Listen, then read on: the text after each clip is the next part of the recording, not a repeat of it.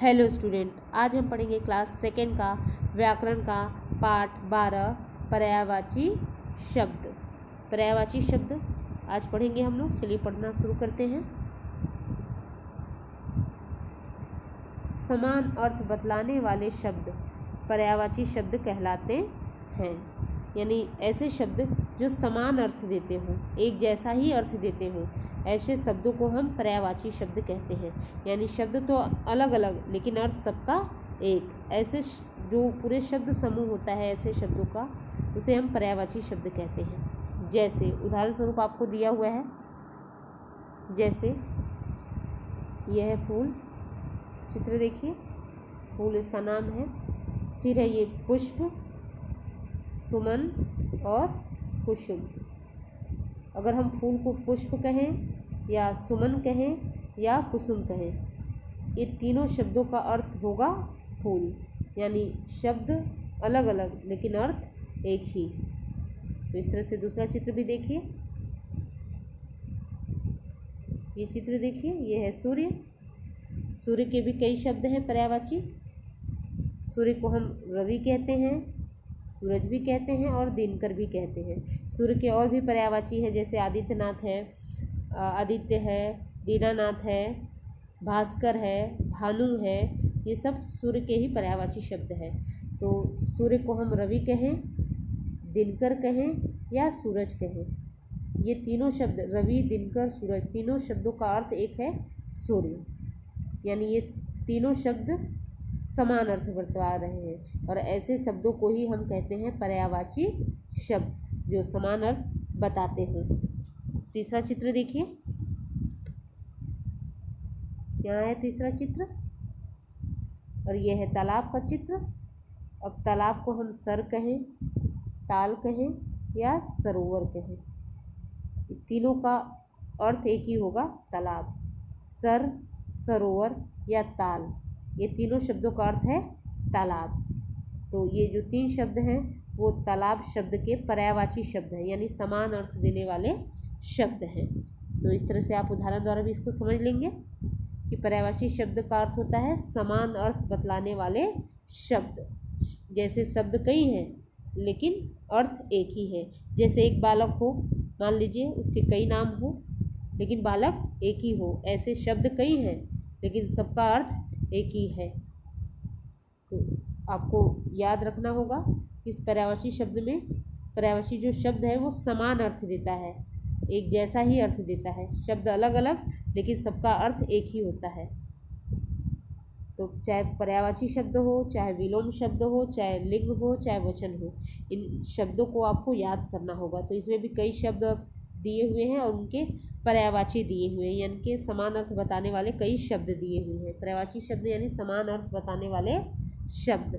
ये याद रखिएगा आप कि पर्यायवाची शब्द का मतलब होता है ऐसे शब्द जो समान अर्थ देते हो। तो चलिए कुछ पर्यायवाची शब्द यहाँ दिए हुए हैं, उसको आपको पढ़ना है, याद करना है। तो एक एक पर्यायवाची शब्द को समझ लेते हैं। हेडिंग में दिया है शब्द और दूसरी तरफ दिया है पर्यायवाची। पर्यायवाची का मतलब आप समझ गए हैं कि जो शब्द समान अर्थ देते हो, जो शब्द समान अर्थ देते हो उन्हें हम पर्यायवाची शब्द कहते हैं। तो चलिए शुरू करते हैं। पर्यायवाची शब्द के अंतर्गत पहला है शब्द दिन। दिन शब्द का समान अर्थ देने वाले शब्द हैं या पर्यायवाची शब्द हैं दिवस, वार, वासर। यानी हम दिवस कहें, वार कहें या वासर कहें, तीनों का शब्द का अर्थ होगा दिन। दूसरा शब्द है जल। जल का पर्यायवाची शब्द है पानी, वारी, नीर। तो पानी कहें, वारी कहें या नीर कहें, तीनों शब्दों का अर्थ होगा जल ही। हम अलग अलग कभी पानी शब्द का प्रयोग करते हैं तो कभी जल शब्द का प्रयोग करते हैं, कभी नीर शब्द का प्रयोग करते हैं। तो वाक्यानुसार हम शब्दों का प्रयोग करते हैं। तीसरा है आकाश। अब आकाश के भी कई पर्यायवाची हैं, जैसे नभ, अंबर, गगन। आकाश को ही हम नभ कहें, अंबर कहें या गगन कहें, तीनों का अर्थ होगा आकाश। चौथे नंबर पे है बादल। बादल के भी कई पर्यायवाची हैं, समान अर्थ देने वाले शब्द हैं। पहला है मेघ, दूसरा है पयोघर, तीसरा है जलद। जलद तो मेघ कहें, पयोघर कहें या जलद कहें, तीनों शब्दों का अर्थ होता है बादल। 5वें नंबर पे है पृथ्वी। पृथ्वी के भी कई समान अर्थ देने वाले अर्थात पर्यायवाची शब्द हैं। पहला है भूमि, धरा, वसुधा, ये तीनों शब्दों का अर्थ होता है पृथ्वी। 6 नंबर पे है बेटा। बेटा के भी कई पर्यायवाची शब्द हैं या समान अर्थ देने वाले शब्द हैं। पहला है पुत्र, सूत, तनय। पुत्र कहें, सूत कहें या तनय कहें, तीनों शब्दों का अर्थ होता है बेटा। 7 नंबर पे है पर्वत। इसके भी कई पर्यायवाची शब्द हैं, देखिए मेरे पीछे दोहराइए। पहाड़, गिरी, अचल। पहाड़, गिरी, अचल, इन तीनों शब्दों का अर्थ होता है पर्वत।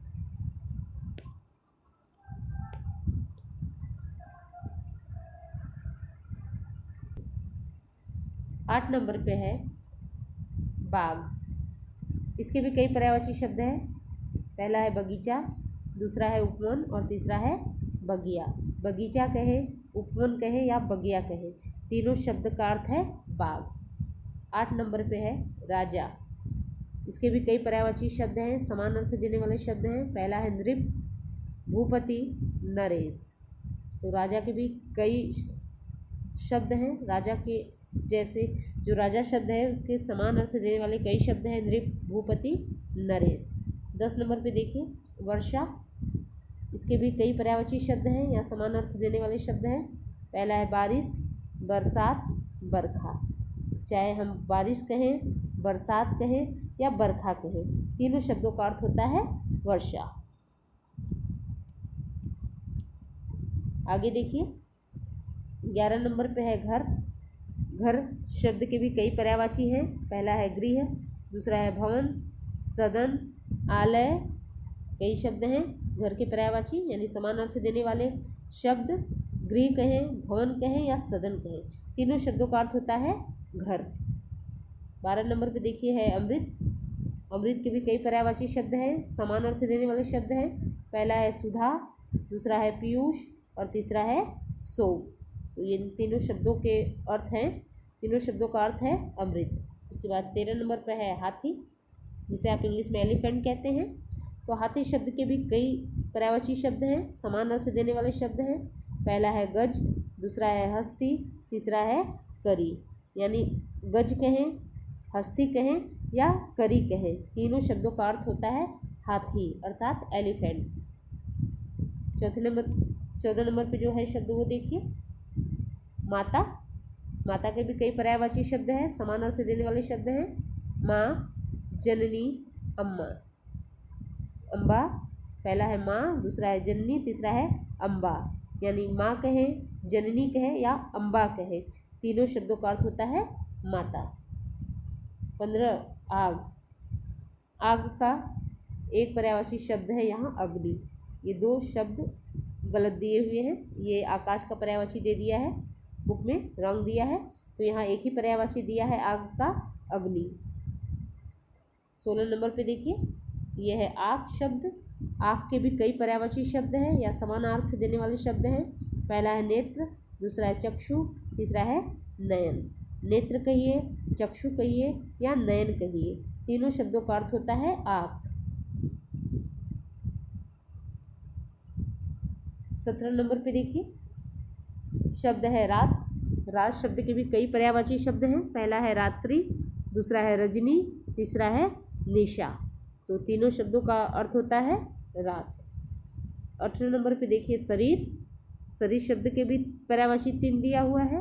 पहला है तन, दूसरा है देह, तीसरा है काया।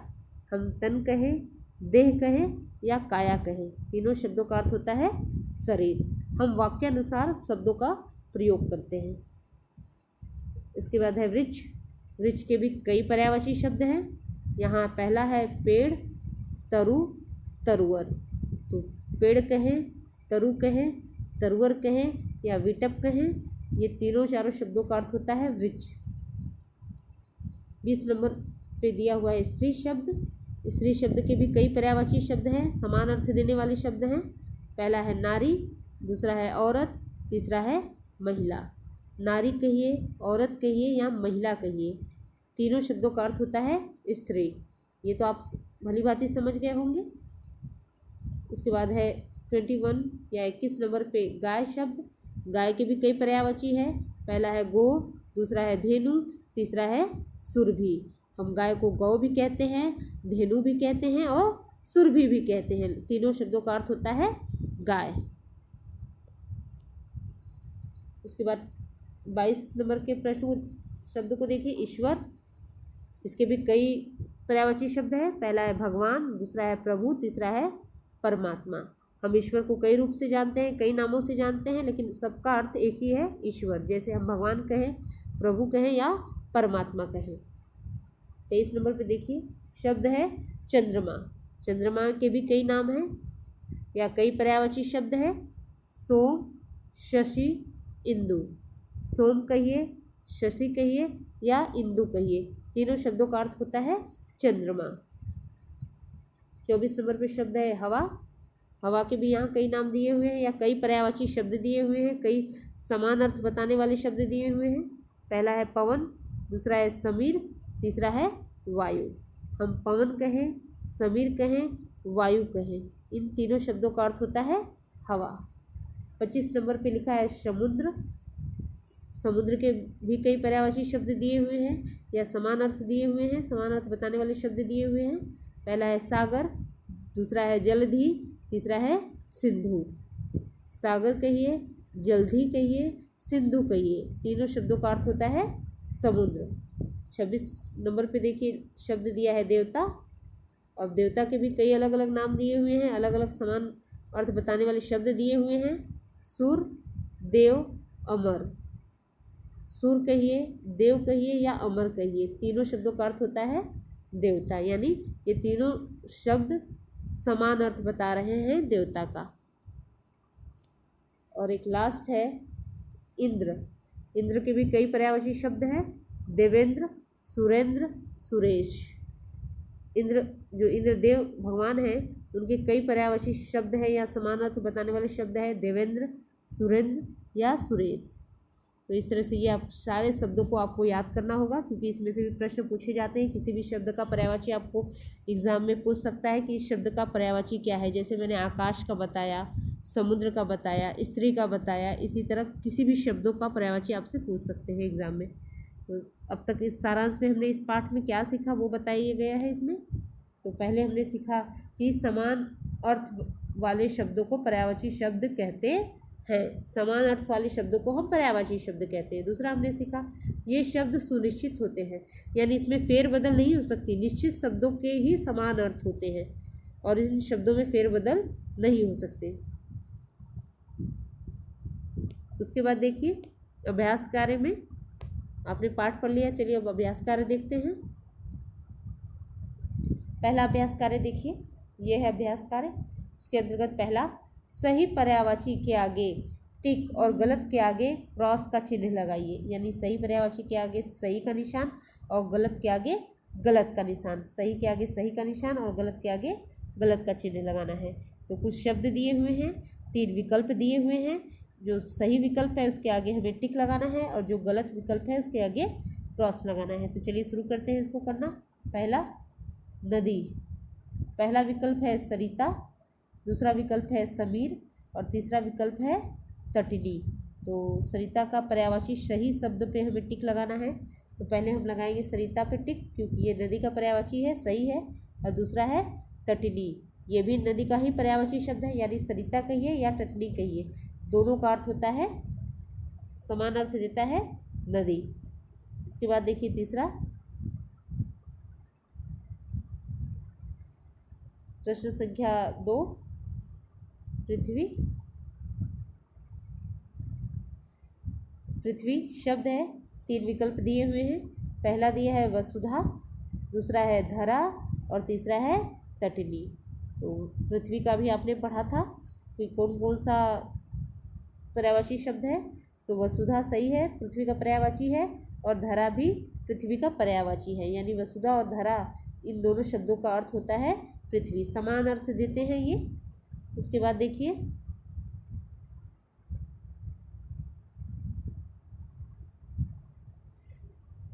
तीसरा शब्द बेटा। बेटा शब्द के आगे पहला विकल्प है सूत, दूसरा विकल्प है छात्र और तीसरा विकल्प है पुत्र। तो बेटा शब्द का जो समान अर्थ पर्यायवाची जो देता है सही शब्द पहला है सूत, ये इसका पर्यायवाची है बेटा का ये, और पुत्र ये भी बेटा का पर्यायवाची शब्द है, यानी समान अर्थ देते हैं दोनों शब्द। उसके बाद लास्ट है हवा। हवा शब्द के आगे पहला विकल्प है पवन, दूसरा विकल्प है वायु और तीसरा विकल्प है सुधा। तो हवा का पर्यायवाची पहला शब्द है पवन और दूसरा शब्द है वायु, ये दोनों सही है। तो इस तरह से ये प्रश्न पूरा करेंगे। एक बार हम इन प्रश्नों को फिर से देख लेते हैं। नदी, नदी शब्द के सामने दो पे हमें टिक लगाना है। पहला है सरिता पे टिक लगाना है, दूसरा तटनी पे टिक लगाना है। दूसरा शब्द है पृथ्वी, पृथ्वी शब्द के आगे वसुधा पर टिक लगाना है यहाँ, और धरा पे टिक लगाना है, और यहाँ हमें क्रॉस लगाने हैं। जो खाली जगह बची है उस पर हमें क्रॉस का चिन्ह लगाना है ताकि वो क्रॉस होते जाए। उसके बाद देखिए तीसरा है शब्द है बेटा। बेटा में हमें सूत के आगे सही का टिक लगाना है और पुत्र के आगे सही का टिक लगाना है, और जो छात्र लिखा है उस पर हमें क्रॉस लगाना है। उसके बाद चौथा शब्द है हवा। हवा शब्द के पहले विकल्प पवन पे टिक लगाना है, दूसरे विकल्प वायु पे टिक लगाना है, और तीसरा जो सुधा लिखा है उस पर हमें क्रॉस लगा देना है। तो इस तरह से ये प्रश्न हल कर देना है। आप देख लिए हैं रेड कलर से मैंने टिक लगाया हुआ है, तो जो सही टिक लगाया है उस पर आपको टिक लगाना है, और जहाँ मैंने क्रॉस लगाया है वहाँ आपको भी बुक में क्रॉस लगाना है। तो इस तरह से ये प्रश्न पूरा हो जाएगा। आगे देखिए प्रश्न संख्या 2, चित्र देख के नाम लिखे हुए उनके दो दो पर्यायवाची भी लिखिए। चित्र देखना है, उनका नाम लिखना है और दो दो पर्यायवाची भी लिखना है। तो पहला चित्र देखिए, ये है चित्र, तो नाम लिखिए और पर्यायवाची लिखिए। तो ये है क्या, आपको पता है, ये है कमल। तो हम यहाँ लिखेंगे कमल।